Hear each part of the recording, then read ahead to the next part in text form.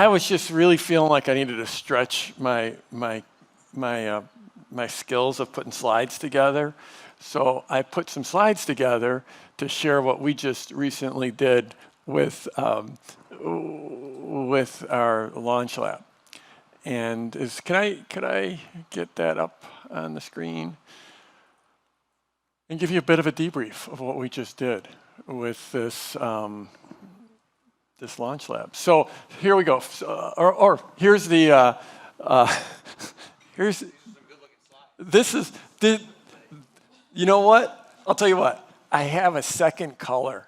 Once we get about 74 slides in, I actually have a second color. I mean, this is the definition of a growth mindset. This is impressive work right there. Thank you. This is what happens when I do stuff and I don't turn it over to my team to do stuff. That's what happens. In fact, I should introduce you all. Most all of you know Jen Zills, our COO, who is running the whole show, but you probably don't know Claire.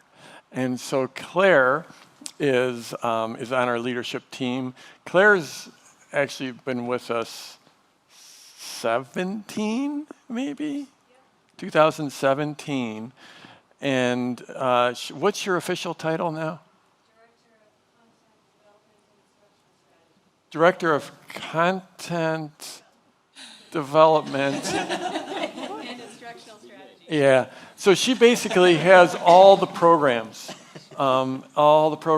including, it's a big, huge role. The development of Launch Club, the development of PLF, the development of everything we do, and also our copy team lives under Claire. And so it's a huge, huge role. So we've got Claire with us. And then seated next to Claire is our what is your, Candace, what's your official title? Copy chief. So Candace is the head of our copy team. And she has 3 copywriters that report into her. Candace has been with us, I'm going to guess, 17 as well, right around there. Okay, yeah, right around there. And then you know John, and, well, some of you don't. So John is head of our whole partner development. He's also one of our coaches. He's been with me since 1964. But he's been with the business for since I think, I'm going to say 7, yeah. And then Dan, you know Dan. Dan is now, I talked about this last time, he's taken over, he's our marketing lead now. He's also on our leadership team. We've got Heather, who is our new amazing event planner. And we've got Joan over here, who is taking care of you as the concierge. Joan's the only one that gets a round of applause. How'd you get it? Yeah. So, okay, so it's pretty hooky though, how I turned a $1.6 million launch into a $3 million launch. That's what this is all about. Give it to me. Well, I mean, it's sometimes sparse is cool. I'm going to wait until I see the color. Okay, well, don't say colors, say color. Yeah, okay. So this is going to go quick on this ancient history. We have Launch Club, which is our program that's like has been historically $12,000 a year. And we used to fill it through an event through PLF Live and through LaunchCon. So we had this fall event called LaunchCon. We did that from 2016 to 2019. This is something that Barry and Blue helped us create. It was a very cool event. Many of you spoke at LaunchCon. We used to have 800 to 900 attendees, register 1,000 to 1,200 and probably get 800 or 900. We might have pushed 1,000 one time. It was an enrollment for Launch Club. It was also community building. There was all kinds of really cool things. Because I am such an incredible pitch man, that it's like just such a core strength of mine, I could take 800 people and turn them into 76 sales. I know that's breathtaking conversions, but yeah. So anyways, it wasn't always Launch Club wasn't always the perfect match for that crowd, but it was still a cool event. And we did over those events, lowest was 76, highest was 102. That meant Launch Club sales were roughly, this isn't real numbers, this is multiplying by 12,000. Really, there's the multi-pays, and the multi-pays paid more, but some of them didn't pay. It's all complicated. This is we'll always stealing my fire. Plus, of course, we had ticket sales and VIP and some other sales, so more money came in besides that. But our last one, we spent about $600,000 putting that on. Breathtaking number. Because did you see that? Did you see that? Do it again. It was actually an accident. I can't figure out how to undo it. But so we had a little bit of a pivot. We created something we called Launch Lab. And Launch Lab we've done 3 years in a row in January. The format has varied each year. And each year we offer Launch Club. So it's just a live broadcast from the HQ, and I do talk about some stuff, and then I make an offer for $12,000. So costs very low. Results were actually pretty damn solid. The first year was with the pandemic tailwind, we sold 115 compared to the best ever launch con was 102. It's like, oh, this is pretty freaking amazing. Yay, we didn't spend anything. We just made some shit up and sold 115. Cool. And so that was great. Next year, got kicked in the teeth just a little bit and did only 900,000 in sales. But still, it wasn't bad considering we weren't spending any money. Okay, so then we came into fall of 2022. Fall of 2022, we did our launch. Everything was looking great. Everything was awesome. And I was just talking to Lorraine about this yesterday. It went from looking awesome to opening cart and not being awesome. And our launch was down, in terms of PLF sales, about almost half. We've been running at about 3 to 3.1 the last few years in launches, and we did 1.6 in PLF sales. And like we were talking about, Lorraine and Wayne and I were talking about, I'm like, okay, how did we screw up? And we looked to see how we screwed up. And we thought we might have a deliverability issue. We thought we might have gotten the sequence going a little too early in relation to when the live casts were. But at the end of the day, I think it was just late October, early November was when rates were going through the roof. The market was crashing. The war was raging. The US dollar was super strong. And I hate to blame it on macro effects, outside factors, but I know so many people, including yours, was about at half. So many people were down in that, like October, November, December was just a horrible time to be selling. Can I ask you, Jeff, what was your mindset? Like, how did that affect your mindset, or like that piece of that launch? If you can reflect back, yeah, I don't know if that. Maybe I'll hold that and come back to that either at the end of this because I just want to get through some stuff. But yeah, it's a great question, and I'd love to talk about it. And it's also not just mindset, but how do you manage your team's mindset? 100%. Yeah, and I think that's the harder one. Yeah, that's the harder one. So anyways, an interesting thing is, the way our business is built is our best prospects for Launch Club are PLF owners. And if all of a sudden we got half the PLF owners, it's not just a $1.6 million launch, Right. but it's like, what does that carry through to? So now we come into this is our current enrollment for Launch Club, which is late 22, early 23. So we came into it, this is a saving grace for us. We had a two-part strategy. And the first part of the strategy was, during that launch, the launch that failed, basically, we had an upsell for PLF. So when you bought PLF, here's the two-part. First, we're going to do we knew we were going to do Launch Lab in January, but we made this upsell offer in the launch. So because we were built to enroll twice a year, and our next enrollment was January, we had to figure out a way to bridge people from first week of November into January. So I didn't invent, my team invented something called the Launch Accelerator. And I still to this day don't exactly know what was in the Launch Accelerator. And I certainly didn't know what it was when I was selling it, but my team delivered. People were happy with it. They were really happy because of Claire. They were super happy.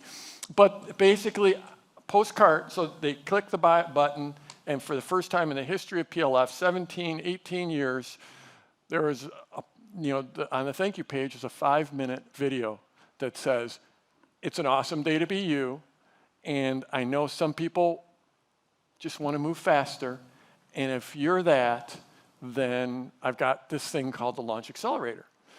We only made that offer to the one-pays. So if you were a multi-pay, you didn't see that offer. So one-pays got that offer, and it was like, if you're interested in this, give us $100 and you can talk to a coach.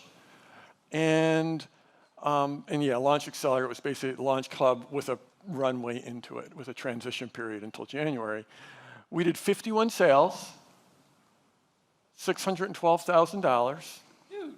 Well, dude, you know what, Stu? You wrote a post, and it was you broke down everything. You talked about your upsell, and I'm like, oh, he did an upsell. But then I was, Yeah, but this is a $12,000 upsell. well, that's the thing. I sat there and I'm like, I don't want to do an upsell for $300 or whatever you did. So I'm like, there's no way those numbers. I can't do that. But this is amazing. Like, just hearing you say this, like it's got my wheels turning on another gear. But so you drove them to a call. Yeah.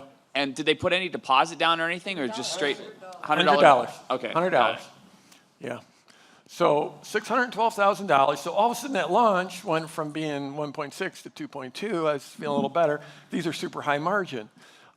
We did. Jeff, what was Launch Accelerator sold for, though? It was sold for $12,000. It was basically Launch Accelerator was this runway plus Launch Club.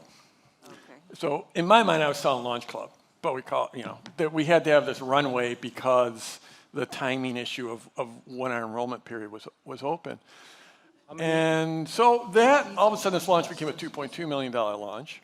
And this is super high margin. So because we always like to take care of affiliates, we always stress about taking care of affiliates. We never told affiliates about this upsell, but we paid them a $1,000 bounty for every. So just like a month after they got their commissions, John sent an email I think we had like 11 affiliates or something like that. Hey, I got some extra free money for you. Here it is. So then we come into Launch Lab. It was in January. So this is first week in November. Now we come into January. And I did Launch Lab. 2 days of live broadcast, about 3 hours a day.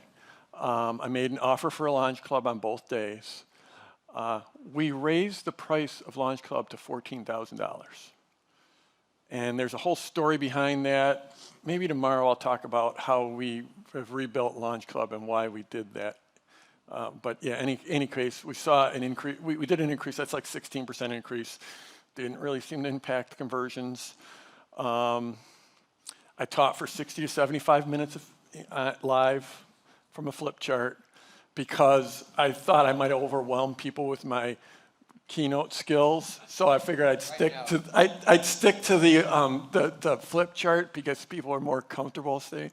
So anyways, made the offer. And then we did 60 minutes of coaching. So I can't remember if I'm going to have this in a later slide, but one of the things, we flew in 3 of our coaches, and they were at the HQ with me. One of the scariest things about this was knowing I'd have to try to get 3 coaches up that driveway in the middle of the winter, and if it snowed, it'd be a little treacherous. In any case, so it was teach, offer, and then laser coaching, where I'm just sitting in a panel with them, and we're just laser coaching people. So on the way in, when they opted in, they could opt in, they could fill out a form to get laser, like what's your business, yada, yada, yada. And so I think we accidentally created a really good stick mechanism because it seemed like we stuck people pretty good because a lot of them had applied for laser coaching and they had to be present in the second half of the broadcast to get coached. And so during that second half of the broadcast, the four of us are sitting up there and we got some charismatic, fun coaches. We got good charisma between us. And we would just bring someone up on Zoom and they knew their backstory and we just coached them. It was really cool. So about 60 minutes of coaching. So we did that 2 days in a row. How long was the coaching? Quick question. How long was the coaching? Here, behind you. Sebastian. The coach, well, it was however, like the whole session was about 60 minutes. No. Per person. It was however long it needed to be. I mean, it was we probably did 5 of them in that time. Some of them, all of them were good because they've been pre-selected. But, it was a typical that we see in a Berry and Blue kind of format when they have their folks do laser coaching. Yeah, some of them were 5 minutes, some of them were 15, whatever the juice was. Wherever the juice was. And wherever we could have, I could have my coaches shine. Because at the end of the day, I'm not delivering Launch Club. Launch Club's all about my coaches. So this is all about having them shine. Right? But not just having them shine, but having the interaction between, they joke back and forth, where it's just, I had an easy button. I actually found you can get an easy button on Amazon, so we would push the easy button. Any case. Wait, Jeff. Sorry, Sebastian. The pre-selected people, did they know that they were? No, they didn't know they were selected.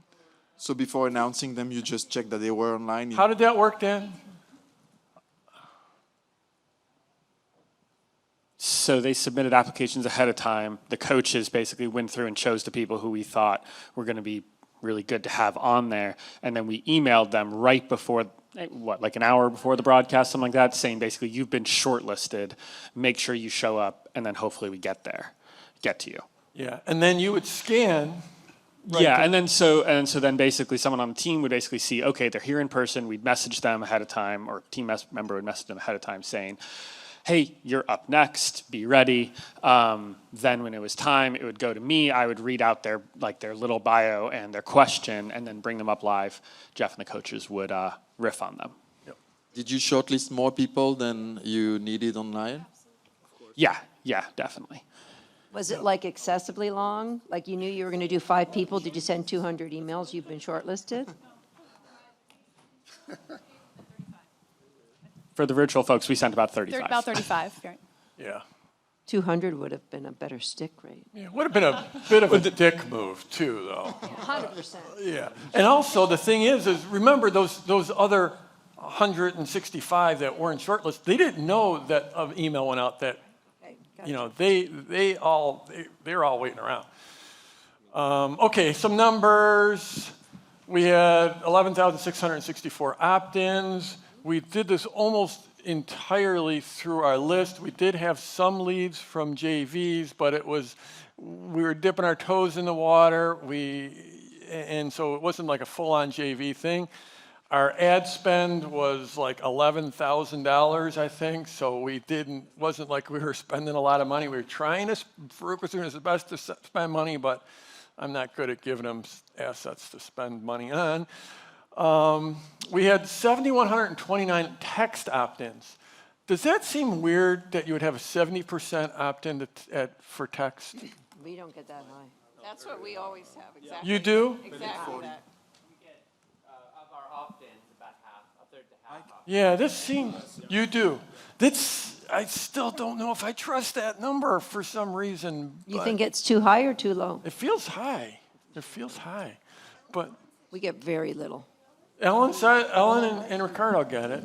Yeah. I had And it we for did have like a hook there that was like get behind the scenes updates and stuff like that. So We offer something. That we send a link to their phone. yeah. Yeah. So we did have a hook for it. We had show ups. 1,840 on day 1, 1,100 on day 2. That doesn't seem very good. That doesn't seem extraordinary, but that's what the number was. We had 85% stick through the offer. That feels strong to me, to get through a 90 minutes, 85% stick. We had 71% that stuck through 3 hours. That feels pretty solid. Yeah, yeah. I think that's that.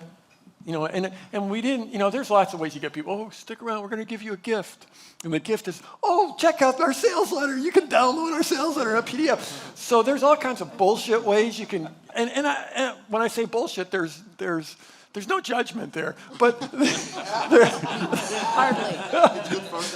just there are ways that feel a little bit of trickery involved, but there's no trickery involved with, hey, stick around for laser coaching.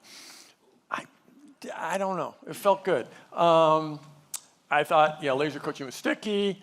So the offer was a $100 exploration call, 155 paid. Jen or Dan, we're going to need a mic for over there. 155 paid exploration calls, 223 calls total. So we had about 70 extra calls. What were those extra calls? I don't understand. Yeah, there was a few different things.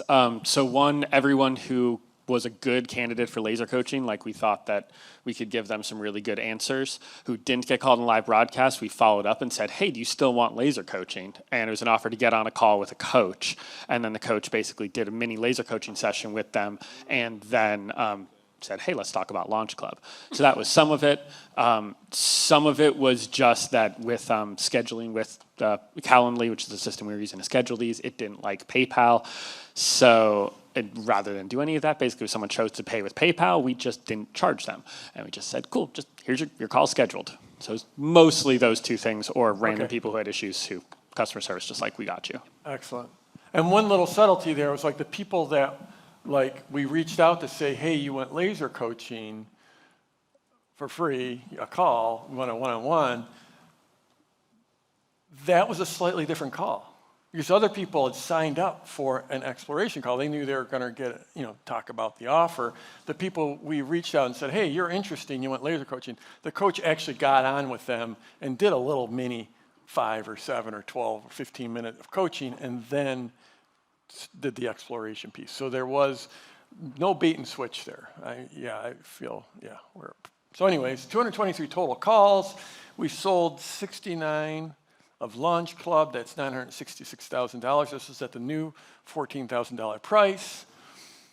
We also did a little cleanup email post cart, and we did 23 sales of PLF, another 46,000. So our total Launch Lab sales were just over $1 million. Now, did you see the second color? Oh my gosh. I heard you just took your breath away there. It did. Yeah, okay, yeah. So thank you. I just thought of, okay, one thing. Another thing that we did from Stu's debrief, not the abandoned cart, but the cart assist, if someone needs customer service from cart. So we have what we call the Maria email. And so some of that difference, we gave anyone who responded to the Maria email, they didn't pay the $100. So thank you, Stu, for that. Good email. It is a good email.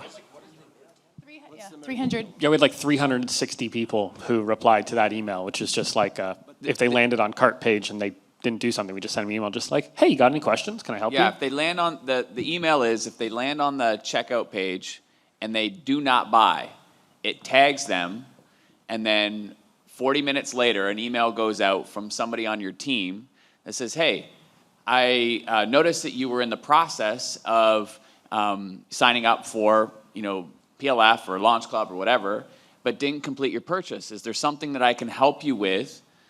And I think I gave the copy in the thread. But that personal email, and then the call to action is just hit reply and let me know.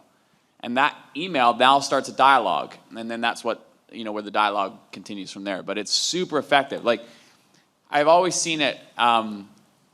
Abandoned carts, all of us have ridiculous numbers of people that are getting to the checkout page and are just not completing the sale. So if your best retargeting ads are the people that get to that page and do not buy, they're the highest converting ads. And then this little email that we explored is also super effective for just cleaning up those, a whole bunch of people that were on the fence and got distracted or whatever. So that's awesome. Glad to hear it worked well. Yeah, so if you ever wonder if anyone reads your debriefs, then there you go. There you go. Thank you. Thank you. So, yeah, we did just over $1 million in sales. That was almost $87,000, or $87 per lead, which feels strong to me. I haven't done that many of these types of promotions, but I'm pretty happy with that number. And it was $344 per attendee, worst case. So that assumes that the 1,840 on the first day and the 1,100 on the second day there was no overlap. Now we know there's probably huge overlap, but if you take those two and add them together, you end up with $340 per lead. I think it's probably, per attendee. I think it's probably over $500 per attendee. So again, if that feels fairly strong, is that, Iman? Is that, yeah? Is that Can I- It is strong. Oh. It is, yeah. Yeah. From my point of view, the numbers are all very strong. The only part where I think, at least based on my benchmark, which is a different market, so I don't know if it applies, but I think there's a potential to triple the attendance rate, and those triple all the other numbers. All the other numbers seem amazing to me. Yeah. But that part, I think there's a huge potential. It could be a $3 million launch. Yeah, I agree. And I'm hammering through this. So, but sorry, Blue. Hey. So the number that you're looking at is a concurrent number. It's a number of concurrent views. It's actually not the total number of people who showed up. So those numbers are a little different because you have some people who will come and go throughout the 3 to 4 hours. So that was the peak That's concurrent. the peak concurrent number. Yeah. Okay. Yeah. So there's that a little makes bit of it a a difference. little better. We don't know exactly. No, I'm not saying Yeah. it's bad, but No. we tend to have like 30, 35-ish show-ups, but yeah. Yeah. I mean, I think like in the olden days with webinars, it was like you figured like 30 to 35 was what you were going to get. Maybe the market's moved on here, and we still get these odds. Yeah. And we even used, I'm not going to spend a lot of time on it, but we used Ryan Levesque, when he debriefed, he talked about his coupon code, and we did the whole coupon code thing, and this was with the coupon code, where it was like whatever, $47 or $100 or something that some people actually paid, but almost everyone else got a coupon code so they could get in free. Did you offer the laser coaching already? Did you say if you come live, you could potentially get laser coaching, something like that? That was already there. Yeah. That Jeff, was, sorry, Stu over here. Follow-up question. Did you, oh gosh, hang on. I'm trying to get it out. Go. I have a question. For you and anybody, the laser coaching, is that just text or is it on No. Zoom? And if Well, you yeah. No, for the follow-up, not for when you For the guys are follow-up, doing. no, it was one-on-one call. So have you guys split test doing it on a Zoom with a face-to-face versus just an audio call? It is on Zoom. Yeah, It's on Zoom. it's on Zoom. So have you split test, whether it No. would be better or not? No. I mean, it'd be tough to split test with these small numbers. But, Did you provide a replay after? Or communicate that? Yeah, we had a replay. The replay didn't have the laser coaching part in it, but yeah, it's the content part plus the offer So for were both they days. aware that like that part would not be available on the replay? You know what I mean? Like beforehand? Yeah, we weren't quite that specific, but we said that we told them that there was not going to be there was going to be a replay. It wasn't going to be a full replay. We usually Got it. refer to it as like a highlight reel or something like that. Okay, cool. So I've had the same issue where I've had like low show-up rates on stuff. So I did a little like experiment. Was it last week I did it? I can't remember. Yeah, it was last week. So I was just doing one live workshop, and I basically said limited space is really limited to this. So if you actually, I need you to fill in like another registration form. So I emailed them the registration, and it was to a type form where I asked them a series of questions, one to also find out more about them so I knew like who was attending. And on that, I got them to confirm that they were actually going to attend live. And so I'd have to look up the numbers, but anyway, 50% of those people then showed up, which was so much higher than normal. So I can get all the numbers for you, but I basically made them double opt in to say, no, I am, because I thought, will people then show up more because they've committed on another level, and they did. That's awesome. So But so the 50% is 50% of the people that went through the Typeform attended. Yeah, so I can dig up the numbers and all Okay. that, but it was also really interesting reading the survey beforehand, and yeah, I just thought I would just try it as an experiment to see, like, Yeah, will this yeah. make any difference? Yeah, if you could summarize that and send it to the group, Yeah. that'd be awesome. Yeah, Yeah, okay. that'd be super cool. So these numbers, are, yeah, I agree. They'll show up. Otherwise, the numbers look good.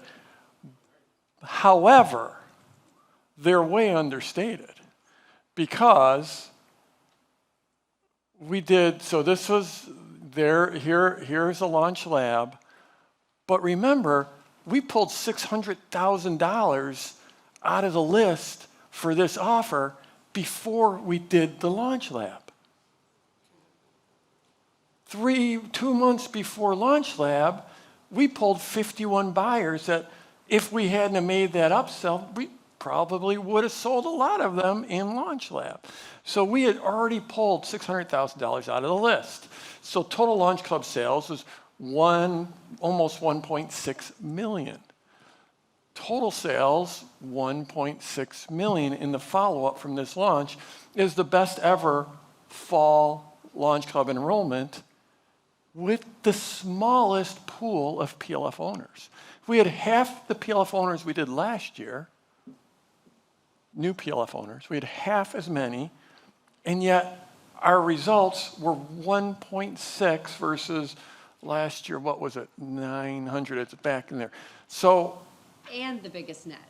and the biggest, well, here we go for that. The bigger picture. So, 21, 22, we were doing $3 million launches, super rough numbers, gross margin, 1.5 million. Launch Lab did 900K. If we can just say Launch Lab, 100% gross. Obviously, it's not. We're playing with numbers. But a total of a $2.45 million launch promotion, right? This year, we did a PLF launch. The gross margin was 800K. But then we did Launch Lab at the Accelerator plus Launch Lab, and we ended up at almost the exact same number with a launch that did half as well. And some of those numbers are Pollyanna, right? They assume that there's more complications in here. Like that gross margin wasn't really 800 because we had launch bonuses, and there's little different things. But we just went through our renewal cycle of people that were in Launch Club for last year, and 46.5% of them renewed. 46.5% renewed the $12,000. So if you look at these numbers and say we just added 1.6 million, and if we can project renewing 40% of them a year from now, and then 40% of them a year after that, well, it will go higher, yeah, but the math, you know how the math works, and Sue knows how the math works. But this is how our failed launch became like a really freaking awesome promotion. This is awesome. Kudos to you, Jeff. Kudos to the team, and thank you for sharing. It's like this is the part that I love geeking out on this stuff.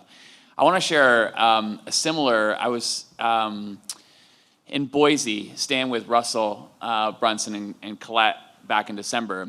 We were jamming one night and we were talking about a bunch of stuff, and he told me a similar little trick but a tactic that we're going to try, where he took his $8 million launch and turned it into, doubled it to a $16 million launch with one additional thing that they added. So he does his normal thing, launch, leads to a sales page, yada, yada, yada. But before they even get into that, on the thank you page, or on the thank you page of when they're registering to come into his free challenge or workshop, whatever, he added a trial to ClickFunnels and said, and talked about the importance of getting the trial now, because during the workshop, we're gonna show you a whole bunch of yada, yada, yada, yada, yada. So then he sells his offer, they make $8 million. but they made an additional $8 million on all the leads, 11,000 of them, that signed up for the trial that did not buy his main offer. And I was just like, oh my gosh, what in the world? So as an example, for our upcoming launch, April 20th, mark it down, tell everyone you know, for TME, we're gonna have a trial for Searchy on there, and I expect that based on what Russell was sharing, that it'll have a similar effect. Yeah. So it's kind of like, you know, these one little decisions like this upsell, and instead of a $300 upsell, a $12,000 upsell, that's amazing. And then like this trial on a thank you page for all the leads that do not buy, but sign up for the trial, they still then convert over to the software. These little like, you know, micro decisions can make a massive compounding difference in the bottom line. So I love this stuff. Thank you so much for sharing. And Brian, I just have to give it up for my team. So much invention, so much, you know, from Jen's leadership to Claire creating that accelerator, Candace, the demands on the copy team were huge for both of these programs because we were making shit up left and right. Dan and Justin Livingston, like being my co-conspirators and sort of crafting all of this. There was a lot of, they've been scrambling. And you know, the whole team, they've been scrambling. Good us. Well, yeah. Brian. Yeah, I mean, what I got from this, in addition to what Stu just said, is that it's sort of how you sell is how they respond. So you get the, you know, that last line, the 46.5% is the number. All the other numbers are great, but when I see that number, I say, well, you know, if I am, it's sort of like, I hate to use examples from the 1980s, but I will, that when you sell a subscription on a Bill Me offer, try it before you buy it, take 6 free issues, don't pay me a thing, you get used to it, and not only do you get a higher pay-up rate with that, but we track renewal rates on everything we did. And we're talking about, you know, we were mailing millions and millions of names, and we tracked the second and third year. And the people that came in from the Bill Me offer versus a cash offer or a more restricted Bill Me offer didn't renew as well because they were, I mean, they become part of the tribe. I hate to use that word, but I love that word. I wish your company was still that name. Me too. But it's just that, you know, it's not that you built it and they will come. You built something that was similar to what you were going to do eventually. They came and then they stayed, and that's classic direct marketing. And you put it on steroids here. And congratulations to the team. I'm really impressed too. Thank you, Brian. Ruth. Can you now talk about mindset? How was it to especially after the launch didn't go well, and about both your mindset and managing your team's mindset? Can I? You know, we're a little late. We've got a really. Please, can you just bring that back to me? Can't continue to bring it up. I think that should be, if it isn't in launch PLF, it should be, because I see so many people have a disastrous outcome, and if you know the belief loop, you know, beliefs create our thoughts. So you know what? I'll speak to it.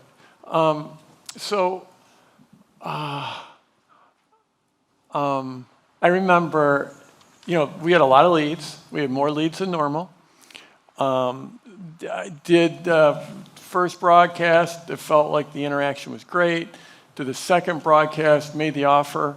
I felt like I was really strong on the offer. It just felt like I nailed it. You know, then it's take some Q&A. Then we come off, and Dan had pulled some numbers, and the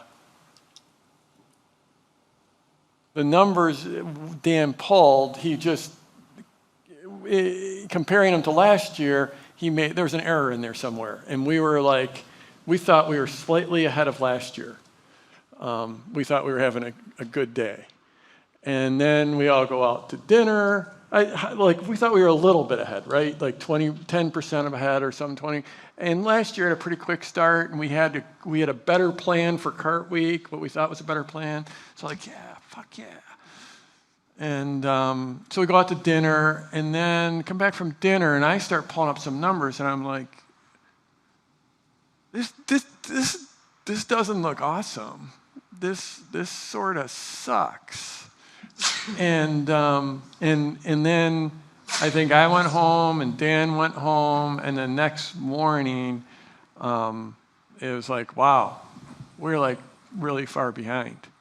And Dan, you even said you went into a little bit of a funk, right, in there? Do you want to speak to that at all? Just, or you don't have to.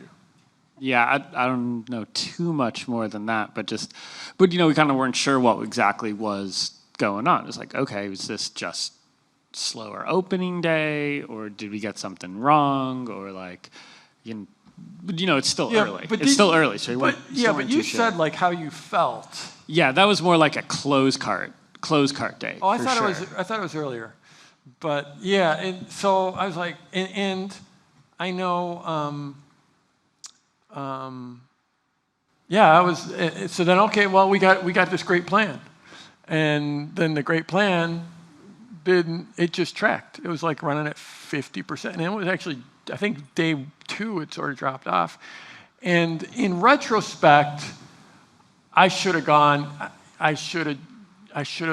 into some changed massive shit. I should have just completely torn it up and said, we're in a new game. But I'm like, we had a few things we're doing in cart that we hadn't done. I thought, oh yeah, we're gonna pull it out with that. Or there's crazy news coming out, and I'm like, it's gonna come in at the end. But it never did, it just tracked. And so, I've been through disappointments many times before. I went, in 2016, we were crushed by the election. My biggest concern was for my team, because I've been through this for 25, 26, 27 years, and I know shit doesn't always go the way you want it to go. But my people on the team haven't been through dozens and dozens of launches and promotions, so I sort of, I think I shut down a little bit in my creativity. I should have just, I know Amy Porterfield shared with me that she went through something similar around the same time, and she completely came up with this brand new promotion like the day before cart close. And it was like a crazy sounding promotion, and it worked. And she like pulled an extra $1 million out of that promotion right in the middle of Cart Week. And I'm like, that's what I should have done, but I didn't do it. Go on. I was just going to say, what is interesting to me that I'm seeing is around that same time, high ticket offers were outperforming previous performance for year over year. Yeah. And I really believe right now, it's counterintuitive in a bad economy, but we've been through a few recessions. Being around for 18 years, I kind of reflect back on times where we've had a really bad economy and everyone thinks the sky is falling, but generally high ticket sells better than low ticket. Yeah. And it's happening right now for sure. Well, it's in these numbers. Yes, that's exactly. And I have many examples of that, but yes. Yeah. So Michael Maidens has got a great take on that. If you take 10 seconds, Michael Maidens has got a great take on that. Let's go to Michael. Do you know what I'm talking about, Michael? You say it all the time. I hope you come up with it. About high ticket in a bad economy and high ticket. Yeah, my theory there is that that for some people, costs don't really impact a lot, and there's a lot of people who are watching the numbers. And if we divide them into three, some people are just scraping by all the time. Some people, you do look at things, and then the top people take a look at the price. And my understanding is that the middle bit gets smaller in these times, and that we need to sort of cater for both people. And how we do that is we give away more to the free people, who will always be sort of watching the numbers and feeling that a little bit tight, we can still feel good about delivering to those, but then we also need to actually up our prices and up our game and cater for the people who are still thinking big and thinking massive. I think that's what you were talking about. Exactly, yeah, I think that's brilliant, yes. Yep. So that way, because we talk about it all the time about how do we still serve the people who are struggling, and that's where I feel like you up your free game as well as then up your prices to the people who can afford it, because if we cater for the people who are thinking scarcity, then we'll go down with them. So go bigger on the higher prices and then also go bigger on the free. Yep, 100%. Makes sense. So, my mindset during that time, I was like, oh man, I just got kicked in the teeth a little bit there. It's okay, we're not going anywhere. That's just who I am, right? I'm pretty steady, right? It was all about taking care of my team. That was my number one thing. Not proud. After I talked to Amy, I was like, "Oh fuck, I should have done something like that." But so I, impressed. It was impressive how she responded in the midst. She did that after a call with Michael Hyatt coaching her. So I'm like, "Oh, maybe I should have someone coaching me." So for mindset, some stuff that I did good, and some stuff one thing I definitely could have done. What exactly Amy did? We do not have time for that right now, and I don't have her permission. But I'll text her and see if she'll give me permission to mention it. And so that's the debrief. And I thought I'd just share, since my triumphant PowerPoint ended up on a bit of a low there. I thought I'd share what I'm excited about right now. Do you have slides for that? PowerPoint and? I love how your choice of the red color really brought out the hopeful, positive vibe of the conference. Yeah. Thank you. And it also brought out we the can color take down Will's eyes. We can take down. They're a little dazzled by the. So I don't want to compete with that. So you can take that down from the screen. Can I just say 10 seconds why I think your pivot was better than Amy's pivot without knowing what she did? Hers is pretty damn good. But it's from a team perspective, because we, as entrepreneurs, are always quick starts, and if we can, a lot of times we have the capacity to pivot quickly within a launch, but that crashes the team. That crashes people that are fact-find follow-through in the team, and they just, it stresses them out so much. And you found a way to pivot. You still get your numbers, but not doing these crazy pivots within the launch. So thank you, Johannes. So I think it's way better without knowing what you did, but thank you. From the team perspective. That I will take some credit for that in my head was we can go into crazy-ass scramble mode, but they're already running on fumes. You'd have burnt them out. You would have made more money, but you'd have burnt them out. So. And they're already running on fumes, and you know what? The money is always there. It's still there. And whether I get it this week or next week, it's there. And that's what I think I bring to my team and my industry, is you just don't have to be so damn scared all the time. So thank you. Yeah. And so, but anyways, what I'm excited about is, so partially because of the launch and the way the cash flowed and everything like that, we were down last year, down pretty significantly. We were down 16%. Top line and more in the bottom line.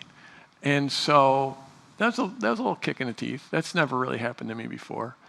And I'm actually super excited about it because y'all know I sort of went into the wilderness in 2019 when I had some health challenges, and I spent months sitting on my front porch meditating, going super deep in meditation, going deep in my spirituality, all that happy horseshit. And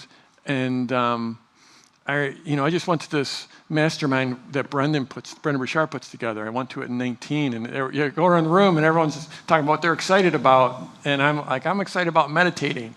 And people are like, what? And I'm like, I'm a little bored with my business. And like, and a few people came up, you were so raw there telling people, I can't imagine Jeff Walker's bored with his business. But that was a big journey for me. But now, I was, I was bored with marketing. I remember Eben Pagan telling me, you know, it's like we like to geek out on marketing. We're just lifting this marketing, doing marketing curls, working out, and then we end up with this arm like this, and then the rest of our body is atrophied. Our spirit, our health, our everything, you know, our leadership, our team building just is withered away. And so I'm done with marketing. I'm not done, but I'm a little bored with it. So that was me in 19. But right now, a little kick in the teeth, and it's like, you know, when you have something that's threatened that you've taken for granted for so long, I'm excited about building. I told my team we're putting together a plan to double. We haven't been talking about growth for a long time, but we're going to double. I don't have a timeline, and it's not 10x, it's not even 5x, but you know, we're a little more mature. Yeah. Well, first we're going to double. I'm excited about marketing. These campaigns were fun. I'm excited about working with Dan and Justin. So, you know, I'm thankful for a little kick in the teeth. And, yeah, I'm excited about my team. And that's where we're at.